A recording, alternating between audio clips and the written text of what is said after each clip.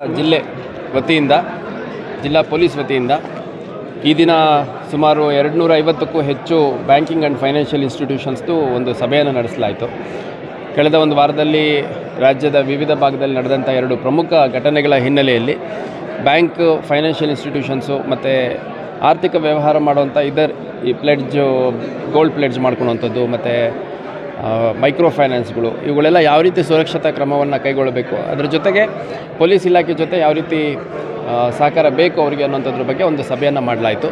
ಸುಮಾರು 250ರಿಂದ 300 ಜನ ಒಟ್ಟು ಬ್ಯಾಂಕ್ ಅಫಿಷಿಯಲ್ಸು ಈ ಒಂದು ಸಭೆಗೆ ಬಂದಿದ್ದರು. ಮುಖ್ಯವಾಗಿ ಕರೆನ್ಸಿ ಚೆಸ್ಟ್ಗಳಿದ್ದಂಥ ಕಡೆ ಬ್ಯಾಂಕ್ಗಳಲ್ಲಿ, ATM ಕಾರ್ಡ್ಗಳಲ್ಲಿ ಮತ್ತು ಹಣವನ್ನು ಟ್ರಾನ್ಸ್ಪೋರ್ಟ್ ಮಾಡೋಂಥ ಸಂದರ್ಭದಲ್ಲಿ ಯಾವ ರೀತಿ ಮುಂಜಾಗ್ರತಾ ಕ್ರಮ ಮತ್ತು ಸುರಕ್ಷತಾ ಕ್ರಮಗಳು ಕೈಗೊಳ್ಳಬೇಕು ಅನ್ನೋದ್ರ ಬಗ್ಗೆ RBI ಗೈಡ್ಲೈನ್ಸ್ ಏನು ಹೇಳುತ್ತೆ, ಯಾವ ರೀತಿ ಫಾಲೋ ಆಗ್ತಾಯಿದೆ, ಎಲ್ಲಿ ಫಾಲೋ ಆಗ್ತಾ ಇಲ್ಲ ಅನ್ನೋದ್ರ ಬಗ್ಗೆ ಒಂದು ಸಮಾಲೋಚನೆ ನಡೀತು. ಮುಂದುವರೆದು ನಮ್ಮ ಪೊಲೀಸ್ ಇಲಾಖೆಯ ಜೊತೆ ಕೂಡ ಸಾಕಷ್ಟು ವಿಷಯಗಳಲ್ಲಿ ಅವರು ಸಹಕಾರ ಕೇಳಿದ್ದಾರೆ. ಅಂದರೆ ಕರೆನ್ಸಿ ಚೆಸ್ಟಿಂದ ಹಣ ತೊಗೊಂಡೋಗುವಂಥ ಸಂದರ್ಭದಲ್ಲಿ ಮತ್ತು ಔಟ್ ಆಫ್ ಸಿಟಿ ಮತ್ತು ಬೆಲ್ಗಾಮ್ ಮತ್ತು ಬೇರೆ ಕಡೆಯಿಂದ ಬೆಂಗಳೂರಿಂದ ಎಲ್ಲ ಹಣ ತರುವಂಥದ್ದು ಇರುತ್ತೆ, ಮೇಜರ್ ಅಮೌಂಟು. ಅಂಥ ಸಂದರ್ಭದಲ್ಲಿ ನಮಗೆ ಇಮಿಡಿಯೇಟಾಗಿ ಒದಗಿಸ್ಕೊಡ್ಬೇಕು. ಕೆಲವು law and order issues, VIP visits ಇದ್ದಾಗ ನಮಗೆ 1 or 2 days ಡಿಲೇ ಆಗುತ್ತೆ, ಅದನ್ನು ಸ್ವಲ್ಪ ಹೆಚ್ಚುವರಿಯಾಗಿ ಒದಗಿಸ್ಕೊಡ್ಬೇಕು ಅನ್ನೋಂಥದ್ದು ಒಂದು ಮನವಿ ಮಾಡಿದ್ದಾರೆ. ಅದ್ರ ಜೊತೆಗೆ ಅವ್ರಿಗೆ ಕೂಡ ತಮ್ಮ ಬ್ಯಾಂಕ್, ಫೈನಾನ್ಷಿಯಲ್ ಇನ್ಸ್ಟಿಟ್ಯೂಷನ್ಸ್ ಪ್ರಿಮೈಸಸ್ಸಲ್ಲಿ ಯಾವ ರೀತಿ ಸುರಕ್ಷತಾ ಕ್ರಮಗಳನ್ನು ಕೈಗೊಳ್ಳಬೇಕು, ಅದು CCTV ಹಾಕುವಂಥದ್ದು ಇರ್ಬೋದು, ಸೆಕ್ಯೂರಿಟಿ ಪರ್ಸನಲ್ಸ್ ಇಟ್ಕೊಳ್ಳೋಂಥದ್ದು ಇರ್ಬೋದು, ಅಲಾರಮ್ ಸಿಸ್ಟಮ್ಸ್ ಇರ್ಬೋದು, ಮತ್ತು ಈ ಪ್ರೈವೇಟ್ ಹಣ ಟ್ರಾನ್ಸ್ಪೋರ್ಟ್ ಮಾಡೋಂಥ ಏಜೆನ್ಸೀಸ್ ಏನಿದ್ದಾವೆ ಅವುಗಳಲ್ಲಿರುವಂಥ ಎಂಪ್ಲಾಯೀಸು ಬ್ಯಾಕ್ಗ್ರೌಂಡ್ ಚೆಕ್ ಮಾಡ್ಕೊಳ್ಳೋಂಥದ್ದು, ಪೊಲೀಸ್ ವೆರಿಫಿಕೇಷನ್ ಮಾಡಿಸುವಂಥದ್ದು ಸೇರಿದಂತೆ ಹಲವಾರು ವಿಷಯಗಳ ಬಗ್ಗೆ ಚರ್ಚೆ ಮಾಡಲಾಯಿತು. ಹುಬ್ಬಳ್ಳಿ, ಧಾರವಾಡ ನಗರದಲ್ಲೇ ಸುಮಾರು 250ಕ್ಕೂ ಹೆಚ್ಚು ಬ್ಯಾಂಕ್ಸ್ ಇದ್ದಾವೆ, 9 ಕರೆನ್ಸಿ ಚೆಸ್ಟ್ ಇದ್ದಾವೆ.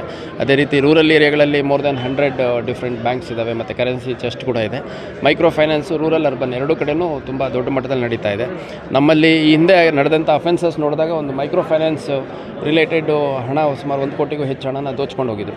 ಹಾಗಾಗಿ ಒಂದು ಸಮಗ್ರ ಸುರಕ್ಷತಾ ವ್ಯವಸ್ಥೆ ಯಾವ ರೀತಿ ನಿರ್ಮಾಣ ಮಾಡಬೇಕು ಅನ್ನೋಂಥದ್ರ ಬಗ್ಗೆ ಮತ್ತು ಬ್ಯಾಂಕ್ ಪ್ರಿಮೈಸಸ್ಸಲ್ಲಿ ಯಾರಾದರೂ ಅನುಮಾನಾಸ್ಪದವಾಗಿ ಬಂದಂಥ ಸಂದರ್ಭದಲ್ಲಿ ಪ್ರತಿಯೊಬ್ಬರು ಕೂಡ ಅಲರ್ಟ್ ಆಗಿರಬೇಕು ಅನ್ನೋಂಥದ್ರ ಬಗ್ಗೆ ಚರ್ಚೆ ಮಾಡಲಾಯಿತು.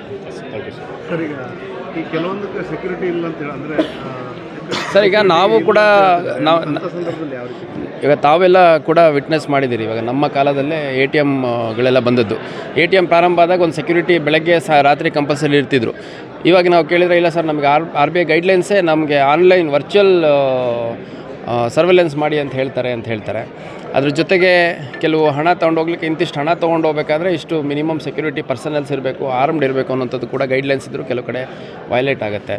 ಅದ್ರ ಜೊತೆಗೆ ವಿತಿನ್ ದಿ ಬ್ಯಾಂಕ್ ಕೆಲವು ಯಾವುದೋ ಒಂದು ಮೇಜರ್ ಬ್ಯಾಂಕ್ ಇದೆ, ಇಲ್ಲಿ ಬ್ಯಾಂಕ್ ಟು ಬ್ಯಾಂಕ್ ಹಣ ಟ್ರಾನ್ಸ್ಪೋರ್ಟೇಷನ್ ಮಾಡೋಂಥ ಸಂದರ್ಭದಲ್ಲಿ ಅಫಿಷಿಯಲ್ಸೇ ಇಟ್ಕೊಂಡು ಹೋಗುವಂಥದ್ದು ಕೆಲವು ಸಂದರ್ಭ ಆಗುತ್ತೆ.